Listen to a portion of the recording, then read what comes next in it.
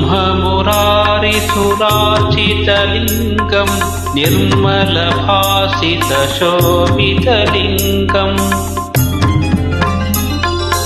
जन्मजदुःखविनाशकलिङ्गं तत्प्रणमामि सदा शिवलिङ्गम् देवमुनिप्रवरार्चितलिङ्गं कामदहं करुणाकरलिङ्गम् रावणदर्पविनाशनलिङ्गं तत्प्रणमामि सदा शिवलिङ्गम्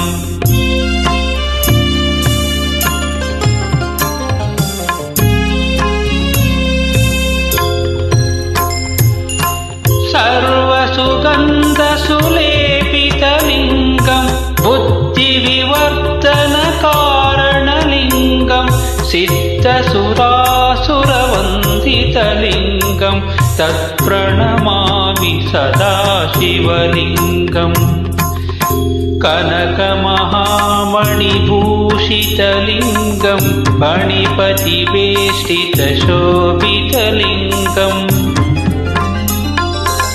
दक्षसुयज्ञविनाशनलिङ्गं तत्प्रणमामि सदा शिवलिङ्गम् कुङ्कुमचन्दनलेपितलिङ्गं पङ्कजहारसुशोभितलिङ्गम् सञ्चितपापविनाशनलिङ्गं तत्प्रणमामि सदा शिवलिङ्गम्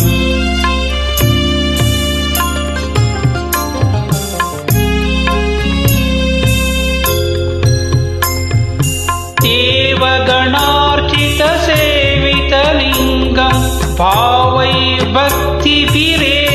च लिङ्गं दिनकरकोटिप्रभाकरलिङ्गं तत्प्रणमामि सदा शिवलिङ्गम्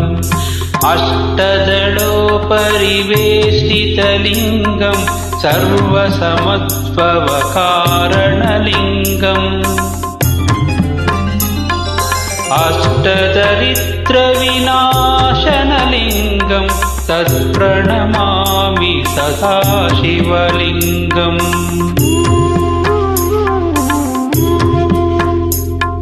सुरगुरुसुरवरपूजितलिङ्गं सुरवरपुष्पसदार्चितलिङ्गम्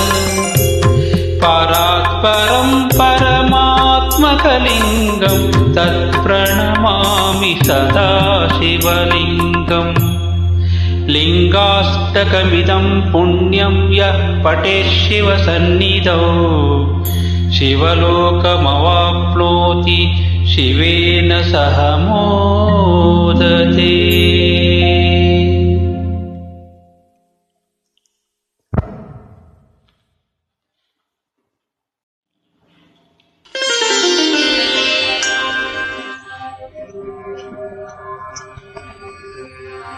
गंगातरंगरमणीय जटाकलापं गौरी निरंतर विभूषित वामभागं नारायण प्रियमनंग मदापहारं वाराणसीपुरपति भज विश्वनाथं वाचामगोचरमनेक गुणस्वरूपं वागीश विष्णुसुरसेवित पादपद्मम् वामेन विग्रहवरेण कलत्रवन्तं वाराणसीपुरपतिं भज विश्वनाथम् भूताधिपं भुजगभूषणभूषिताङ्गं व्याघ्राञ्जिनाम्बरधरं जटिलं त्रिनेत्रम् पाशाङ्कुशाभयवरप्रदशूलपाणिं वाराणसीपुरपतिं भज विश्वनाथम् शीतांशुशोभितकिरीटविराजमानं बालेक्षणातलविशोषितपञ्चबाणं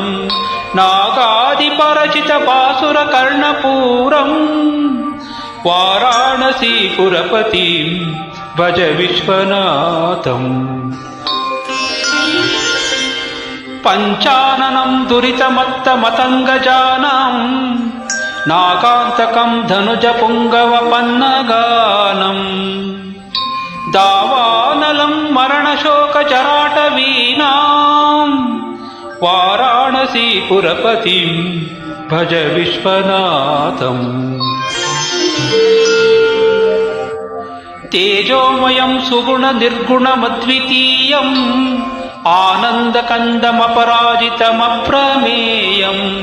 नागात्मकं सकलनिष्कलमात्मरूपम् वाराणसीपुरपतिं भज विश्वनाथम्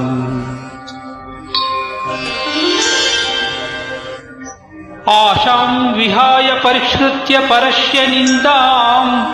पापे रतिं च सुनिवार्य मनस्समाधौ आदाय हृत्कमलमध्यगतं परेशं वाराणसीपुरपतिं भज विश्वनाथम् रागादिदोषरहितं स्वजनानुरागम् वैराग्यशान्तिनिलयं गिरिजासहायम् माधुर्यधैर्यसुभगं गणराभिरामम् वाराणसीपुरपतिं भज विश्वनाथम् वाराणसीपुरपते स्तवनं शिवस्य व्याख्यातम् अष्टकमिदं पठते मनुष्य विद्यां त्रियं विपुलसौख्यमनन्तकीर्तिम् सम्प्राप्य देवनिलये लभते च मोक्षम् विश्वनाथाष्टकमिदं पुण्यं य पठेत् शिवसन्निधौ शिवलोकमवाप्नोति शिवेन सह मोदते